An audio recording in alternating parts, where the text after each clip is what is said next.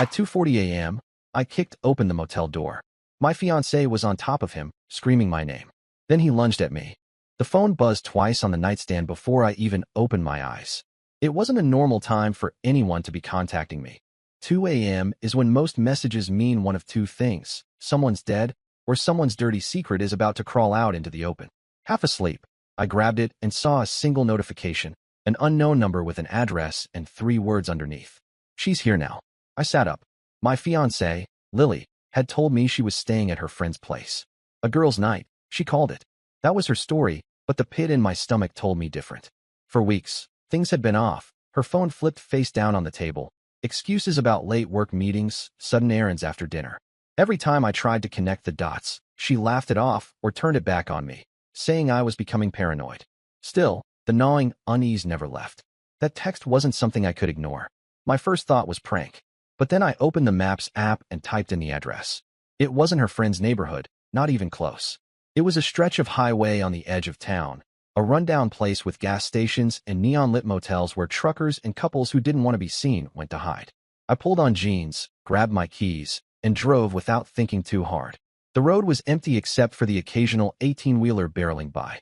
The longer I drove, the clearer it became. Whatever I was about to see would rip my life open, and there would be no stitching it back together. The motel came into view, a flickering sign buzzing in the dark: Starline Inn, weekly rates. A handful of cars were parked in uneven rows, their windshields fogged. I checked the message again. The number gave me a specific room, 12B. My chest tightened as I pulled into a space 3 doors down. I sat there for a full minute, engine off, staring at the row of doors. The curtains in most rooms were shut tight, but one on the far end glowed faintly with a television's blue light. Room 12B was near the center. I scanned the parking lot, searching for her car, and there it was, parked crooked, like she'd been too distracted to line it up. The sight of it was worse than the message. It confirmed everything in one blow. I got out, slammed the door quietly, and walked toward 12B. The night air carried a faint chemical tang of detergent mixed with stale cigarettes. I passed one man smoking outside his door, who gave me a wary glance. My fists clenched, nails cutting into my palms. Every step closer, the buzzing in my head grew louder. At 2:40 a.m., I stopped at the door of 12B. My knuckles hovered above it. For a second, I wondered if I should wait, gather more proof, maybe call someone. But the thought vanished as quickly as it came. Proof wasn't what I needed. I needed the truth to hit me in the face. No sugarcoating, no room for excuses. I kicked the door open. The chain snapped off instantly, the sound echoing down the corridor. Inside, the room stank of sweat and cheap perfume. Lily was there, exactly where I'd feared she would be, on top of a man I'd never seen before. Her hair stuck to her face, her voice shrill as she screamed my name, not out of love, but out of sheer panic. Time slowed for a second. My vision tunneled on the scene. The guy underneath her didn't freeze the way she did. He lunged at me like a cornered animal, half-dressed, wild-eyed. The impact knocked me back a step, and we crashed into the dresser, sending a lamp crashing to the floor. He swung first. A wild punch that grazed my jaw. I retaliated with a shove that sent him stumbling into the bed frame. Lily scrambled off, clutching the sheet to her chest, babbling words I couldn't process. The man charged again, fists flying, but this time I ducked and drove him into the wall. The drywall cracked with a hollow thud. The fight was messy, clumsy, but full of rage. He clawed at my face. I slammed him onto the carpet. He tried to choke me. I smashed his arm against the edge of the nightstand until he howled. Somewhere in the chaos, Lily screamed at both of us to stop, her voice hoarse and terrified. Then, distant at first, I heard sirens. Somebody in the motel must have called it in. I staggered to my feet, breathing hard, knuckles throbbing, shirt ripped. The guy was curled on the floor, wheezing but glaring at me like he'd kill me if he could stand. Lily tried to crawl toward me, pleading with her eyes, saying I'd misunderstood, that it wasn't what it looked like. The words were useless, and we both knew it. The flashing lights grew closer, red and blue seeping through the thin curtains. I wasn't about to stand there and be handcuffed next to her lover. I backed toward the door, every muscle burning with adrenaline. On my way out, I spotted the motel desk clerk peeking out from his office. He looked me up and down, then glanced toward the chaos inside the room. Before I left, I muttered a single sentence and slid a folded bill into his hand. He nodded. A silent transaction, one that would matter later when the story needed to be told. I slipped into my car just as the patrol cars pulled in, their sirens cutting off. My heart hammered as I turned the ignition and pulled out, headlights slicing the night. Behind me, officers rushed toward the rooms. I drove until the motel disappeared in the rearview mirror, until the adrenaline began to fade and the weight of what I'd seen settled in. At home, I locked the door and sat in the dark, trying to catch my breath. My phone lit up over and over, her name filling the screen. Dozens of missed calls, text after text. She begged me to answer, swore it was a mistake, pleaded for me to meet her somewhere private to talk. I turned the screen face down on the table. The silence in my apartment was deafening. I didn't sleep. Instead, I thought about that anonymous message, the timing, the precision of the address. Whoever sent it wanted me to see. And if they knew enough to track her down to that room, they knew more. This wasn't just infidelity, it was a trail. One I was about to follow, no matter how ugly it got. By dawn, I wasn't the same man who'd left the apartment hours earlier.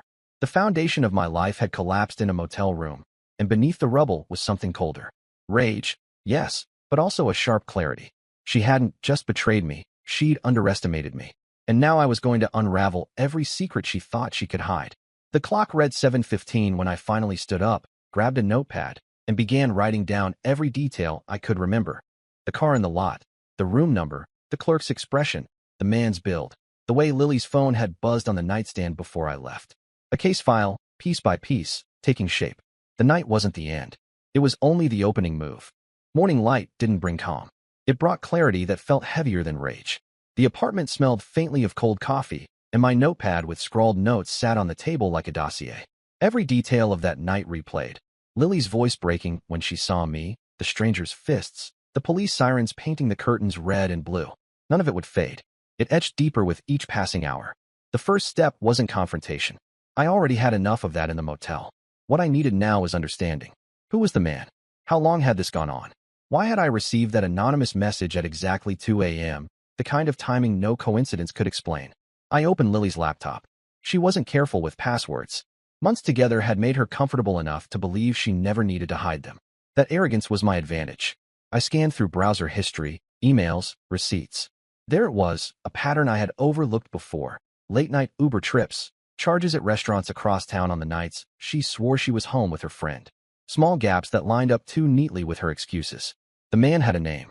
His card appeared on one of the receipts, Carter. A high-end bar receipt listed his name alongside hers. At first glance it could have been coincidence, two patrons paying separately. But the timestamps matched, and the clerk's scribble on the paper marked them as a pair. I searched his name through her social media. He appeared in the background of photos from her office holiday party. A man in his early 30s, sharp suit, confident smirk. Too polished for a random fling. It meant this wasn't accidental. It was calculated. She had been carrying on with someone connected to her daily life. The next step was tracking movements. I logged into our shared phone account. Location history never lies. Every Thursday for the past 2 months, her phone pinged in the same section of town, always near that motel stretch or one of 2 restaurants. She wasn't clever about covering her tracks, probably assuming I trusted her too much to notice. By mid-afternoon, I had mapped a timeline of their meetings. 2 months of Thursday nights, at least 3 overnights at the motel, and several weekday lunches where she had claimed to be slammed with work. It wasn't a slip. It was a routine. Anger surged, but anger was useless unless it was sharpened. Instead of smashing her phone or storming into her office, I planned. She had thought secrecy was her shield, but I was already 2 steps ahead. The anonymous message still bothered me. Someone had wanted me to see the truth. It meant Lily and Carter weren't as discreet as they believed. Someone close enough to notice had grown tired of watching. The clerk at the motel had eyes on them, sure, but why would he risk sending me a text? It had to be someone who knew both of them. I considered Lily's friend circle. One of them might have snapped, unable to watch her betray me while pretending to support our engagement. Or it could have been someone from Carter's side. Maybe he wasn't as free as he looked. Maybe there was another person he had betrayed along the way. That evening, I left the apartment and drove back to the Starline Inn. The same buzzing neon sign glared at me. The clerk was still there, perched behind his desk with a magazine. His expression barely shifted when he saw me. Without a word, I slid another folded bill across. He pocketed it and leaned forward. He remembered her. He remembered the man. Not their names, but enough details to match what I already knew. They'd been there before, always cash, always room 12B or 15. Once a week, never more, but always consistent. The last time before last night had been the Thursday before. He hadn't sent the message, though. His shrug was genuine, and the way he avoided my eyes told me he wanted nothing more to do with it. I left unsatisfied, but not empty-handed. At least I confirmed their pattern, and the clerk had no reason to lie. His money was already pocketed. Back home, Lily's messages kept flooding in. Pleased to talk, promises to explain. She wanted a meeting, a private conversation, a chance to spin her story before it spread. I ignored every attempt. Silence was louder than any confrontation. Instead, I dug deeper. Carter's name led me through corporate directories. He wasn't just a coworker. He was her direct superior. A manager with authority over her projects. It explained her late nights, her sudden promotions, her reluctance to discuss office politics. She had built her career on proximity to him, all while using me as her steady fallback. The hypocrisy tasted bitter, but it also revealed leverage. If I exposed them, it wasn't just betrayal, it was workplace misconduct. He risked his job. She risked hers. That knowledge steadied me. The next few days, I watched her unravel from a distance. She showed up at my apartment twice. I didn't open the door. Through the peephole, I saw her pacing, knocking, her eyes rimmed red. She left notes slid under the door. I didn't read them. Each unanswered attempt made her more frantic. By Friday, the escalation came. A pounding at the door at midnight. This time it wasn't Lily, it was Carter. Two men stood behind him, broad-shouldered, the type who thought intimidation solved problems. My building's security camera caught the scene. Carter demanding to be let in, his men shifting like enforcers waiting for orders. I stayed silent, lights off, camera rolling. They pounded for 10 minutes before leaving, muttering threats loud enough for the microphone to catch. It was sloppy, reckless, and exactly the kind of ammunition I needed. I spent the rest of the night reviewing the footage. Carter's arrogance had given me more than enough to work with. This wasn't a simple affair anymore. It was a game of power, and he'd overplayed his hand. Saturday, I made copies of everything. Receipts, location history, camera footage of their threats, screenshots of Lily's texts. A digital folder grew thicker by the hour. I wasn't just documenting, I was building a case. Lily must have felt the walls closing in, because she tried another angle. Mutual friends reached out, claiming she was distraught, that I owed her a chance to explain. I declined every request. She wasn't seeking forgiveness. She was seeking control of the narrative. If I gave her that, she would twist it until I was painted as the unstable fiancé who snapped over nothing. By Sunday, I saw the first crack in Carter's confidence. His social media account went dark. His presence at Lily's side vanished from photos. Something in his world had shifted. Whether it was workplace pressure or rumors starting to spread, I couldn't tell yet. But it meant he was vulnerable. I decided to test it. An anonymous email, sent from a burner account, containing one screenshot from the security camera footage. Nothing else. No threats, no demands, just a taste of what I had. I tracked the email. Within an hour, Carter opened it 6 times. He didn't respond, but he didn't need to. His silence was confirmation enough. He was rattled. The next morning, Lily's office called my number by mistake. A clipped voicemail from HR left on the line, asking Carter to schedule a meeting regarding a concern. I saved it instantly. The spiral had begun. But the biggest twist came Tuesday night. Another anonymous message, same unknown number as before. This time it wasn't an address. It was a warning. Be careful. He's desperate now. The chill ran deeper than the first text. Whoever this ghost was, they weren't finished. They had eyes on Carter and Lily even when I wasn't watching. Someone else wanted him to burn just as much as I did. And desperation made men sloppy. I felt it in my bones. Carter wouldn't back down quietly. He was about to make his move. I slept with the lights off, the front door bolted, my phone set to record at the slightest sound. Every shadow in the apartment seemed sharper, every creak louder. I wasn't paranoid, I was prepared. Because when he came again, I'd be ready, and this time I wouldn't just collect evidence. I'd turn it back on him in ways he couldn't crawl out of. The affair wasn't just exposed. It was detonating, and I was holding the detonator. The warning text replayed in my head for days. Be careful. He's desperate now. It confirmed 2 things. 1, someone had eyes on Carter and Lily that I didn't. And 2, I wasn't fighting this alone. There was another hand moving the pieces, someone who hated them enough to feed me ammunition. I kept my life quiet, but I was never idle. Every shred of evidence went into duplicate drives stored in different places. Paper copies in a locked drawer. Video files encrypted online. I wasn't paranoid. I was building insurance. If Carter tried to push me again, I wanted everything ready to detonate without warning. The first strike wasn't mine, though. It came from his side. On Thursday morning, my phone buzzed with a call from a number I didn't recognize. A police officer asked me to come in for questioning about an altercation. My stomach tightened. Carter had made his move. At the station, they played a shaky video of me outside my apartment. Carter's voice rang in the background, claiming I had threatened him and his men. The clip was cropped, selective, a far cry from the full security footage. I didn't flinch. I told the officer I had complete video recordings with audio from my building's security system. Their expressions shifted the moment I mentioned it. Back home, I delivered the files within an hour. Full footage. Carter pounding on my door with 2 hired thugs, shouting threats, not me. I included timestamps, camera logs, everything neatly prepared. By evening, the officer called me back. The case was closed in my favor. Carter had attempted to file a false report, and now his credibility with law enforcement was compromised. The win was satisfying, but it was just the beginning. I decided it was time to bleed him in ways he couldn't hide from. That weekend, I visited Lily's parents. They had always looked at me as the steady one, the reliable man she was lucky to have. I walked into their living room with a folder. No drama, no accusations, just evidence laid out piece by piece. Receipts, location logs, security footage stills. Their faces shifted from confusion to horror as the puzzle came together. Her father clenched his jaw. Her mother covered her mouth, speechless. They didn't argue. They didn't defend her. They only asked me one thing. What did I plan to do? My answer was simple. I wasn't seeking reconciliation. I wanted distance, but I also wanted them to know who their daughter truly was. They promised they would deal with her. The next day, Lily's frantic messages changed tone. No longer pleading, they turned to fury. Her family had cut her off. She blamed me, accused me of betrayal, tried to twist the story so that she was the victim. I ignored her words. They weren't aimed at me. They were desperate attempts to convince herself. But humiliation worked best in layers. Carter was next. I drafted an anonymous package and sent it to his company's HR department. Inside, evidence of his relationship with Lily, timestamps proving they met during work hours, and notes connecting promotions she received to his direct involvement. I didn't include everything, just enough to open the door to investigation. Within a week, whispers spread through her office. Lily lost assignments. Carter stopped showing up to team meetings. He had power once, but authority crumbles fast when suspicion attaches to it. Still, I didn't stop there. Psychological pressure was as effective as evidence. I sent Carter another anonymous email, this time with a single sentence. You don't know what I have left. Attached was a blurred still frame of him at the motel, just recognizable enough to shake him. He didn't reply, but his behavior told the story. Mutual friends saw him drinking heavily at bars, his usual arrogance eroded.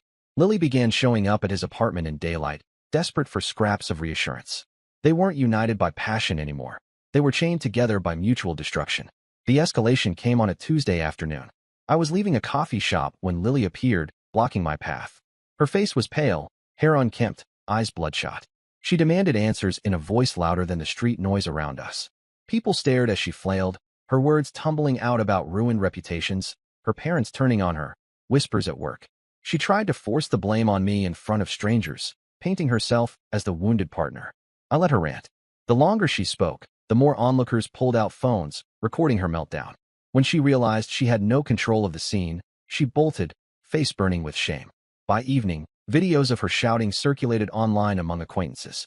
Humiliation wasn't just private anymore, it was viral. Carter, desperate, tried another counterstrike. This time he cornered me in a parking lot. His fists clenched, veins bulging, he looked ready to break. Instead of engaging, I raised my phone, screen already recording, thumb hovering over send. I reminded him without words that every move he made was documented. He froze, eyes flicking between my steady hand and the camera lens. Rage couldn't overcome exposure. He backed away, muttering threats he knew he couldn't act on. But desperation breeds recklessness. 2 nights later, I found my car keyed, long scratches running across the side. A petty act, but one that revealed his unraveling. I filed a report, included footage of him lurking near the lot, and handed it all to the police. It didn't lead to immediate arrest, but it stacked another charge in his growing file. By now, Lily was unraveling faster than Carter. Stripped of family support, alienated at work, mocked online, she tried one last maneuver. She left a letter at my door, pages of tangled justifications. She admitted to the affair but painted it as a lapse, claimed Carter had manipulated her, that she had been confused.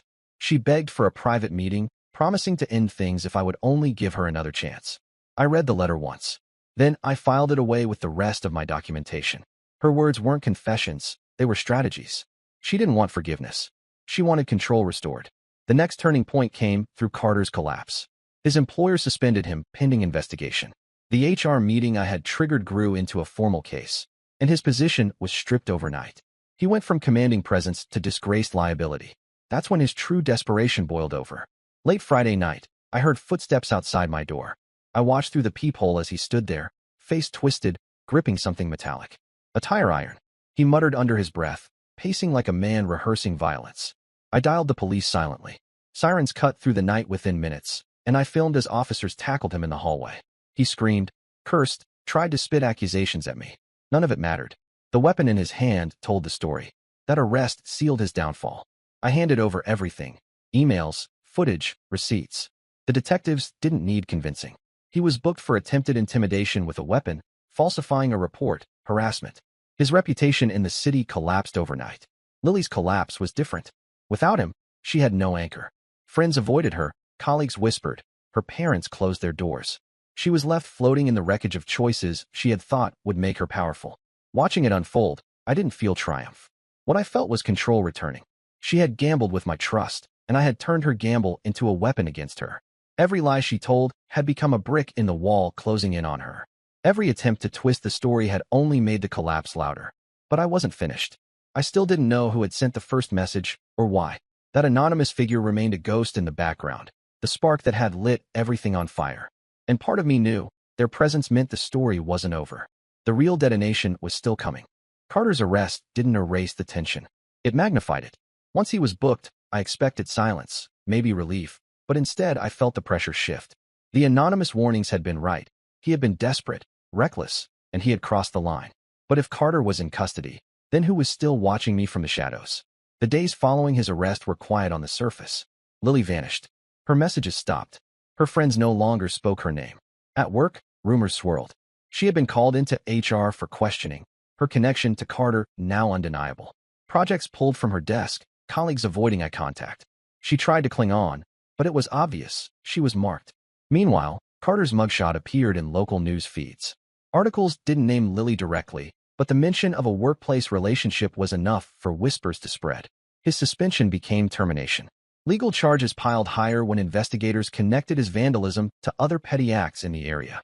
His fall was brutal and public. I thought the story might fade there. A fiancé's betrayal, a manager's collapse, justice delivered neatly. But real life doesn't close with clean edges. Loose threads demanded pulling, and I couldn't resist. The anonymous messages still gnawed at me. Someone had guided me to that motel at exactly 2 a.m. Someone had warned me when Carter grew dangerous. Without that hand, I might have discovered the betrayal too late or walked blindly into violence. I needed to know who it was and why. I bought another burner phone and texted the unknown number back. A simple message, "Who are you?" The reply came within minutes. "Not your enemy." That wasn't enough. I sent another, "Then why send me?" The answer cut deeper than expected. "Because he did the same to me." The pieces shifted. This wasn't about loyalty to me. This was about vengeance. Carter hadn't just betrayed me. He had left a trail of destruction behind him, and someone else he'd burned had decided to use me as the blade. The next evening, I got the full picture. Another message buzzed through, this time with a photo attached. A woman, mid-30s, standing beside Carter in a corporate event snapshot. I recognized her faintly from the holiday party photos Lily once showed me. She had been his subordinate too. She wrote, "My name is Dana. He promised me everything, used me, and left me to rot while he moved on to her. When I saw he was playing the same game with your fiancé, I made sure you knew. I wanted him exposed. I wanted her exposed too." Her confession hit with brutal clarity. Carter hadn't been selective. He had been greedy, climbing his career and feeding his ego on women who trusted him. Dana had been the casualty before Lily. Now she had turned her pain into fuel, ensuring I became the executioner. I didn't respond immediately. Part of me wanted to cut all ties, to avoid being used again. But the other part respected her honesty. She hadn't lied. She hadn't pretended it was altruism. She wanted revenge, and she had found me at the right time. With Carter jailed and Dana's motives revealed, I thought Lily might finally collapse quietly. Instead, she tried one last desperate act. On Sunday, I received a formal letter from her lawyer. A claim that I had harassed her, that I had ruined her career with false accusations, that I had spread lies to her family. She wanted damages, an apology, leverage to salvage something from the wreckage. I didn't panic. I compiled the entire archive. Location history, motel receipts, the clerk's testimony, security footage of Carter's threats, her own handwritten letter begging for forgiveness. I forwarded it all to my attorney, who responded on my behalf with one word stamped across the counterclaim: dismissed. By the time her lawyer reviewed the evidence, her case dissolved. She had walked into court carrying a story built on sand, and I had brought the storm that buried it. That was the last official move she made. When it failed, her silence was permanent. Friends later told me she had moved into a small rented room near the outskirts of town, living paycheck to paycheck on temp jobs, her resume poisoned by whispers and gaps she couldn't explain. She became invisible in the same city where she once flaunted her rise. Carter's fall was worse.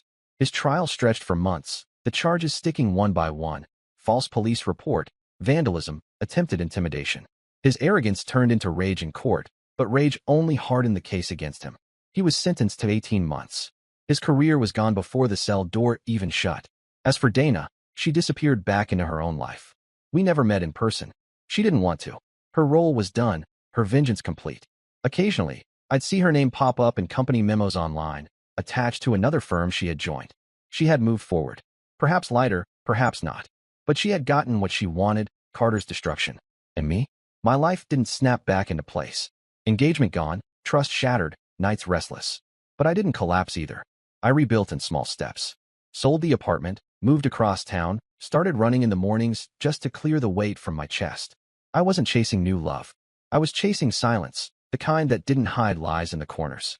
Looking back, the motel door at 2:40 a.m. wasn't just the moment I caught a fiancé's betrayal. It was the moment the entire facade cracked open, exposing not just Lily's lies but the web Carter had woven, the trail Dana had suffered, the arrogance of people who believed secrets could be hidden forever. Consequences didn't land all at once. They rippled outward. Lily lost her family, her career, her reputation. Carter lost his freedom, his power, his image. Dana reclaimed her agency by pulling the strings in the shadows. And I walked away carrying scars, yes, but also clarity. I learned that betrayal doesn't bury itself. It festers until someone drags it into daylight. Sometimes that person is the victim. Sometimes it's another victim, watching from the sidelines, waiting for their chance to strike. The night at the motel had started as a moment of rage, fists against fists, shouts in a room that stank of sweat and lies. But it ended months later with silence. Her silence, his silence, the kind that only comes when the truth has destroyed every place left to hide. And that's the story. If you're still here, that means you're one of us. So go ahead, hit that subscribe button. I drop new chaos every single day, and trust me, tomorrow's story, it's even worse than this one.